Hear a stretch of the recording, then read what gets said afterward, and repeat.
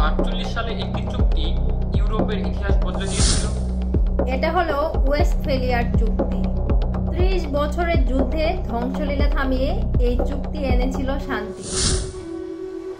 এটি শুধু যুদ্ধ থামায়নি, আধুনিক জাতিরাষ্ট্রের ধারণাও জন্ম দিয়েছে। এই চুক্তিতে প্রথম বলা হয় প্রত্যেক রাজ্যই স্বাধীন, প্রতিটি দেশের আছে নিজের ধর্ম, নীতি আর সীমানা ঠিক করার অধিকার। এভাবেই জন্ম নেয় সার্বভৌম রাষ্ট্রের ধারণা। এই চুক্তি এমনকি ধর্মীয় লড়াইও থামিয়েছিল, ক্যাথলিক প্রোটেস্ট্যান্ট দ্বন্দ্বে এনেছিল ভারসাম্য। কিন্তু এটা কি নিখুঁত ছিল?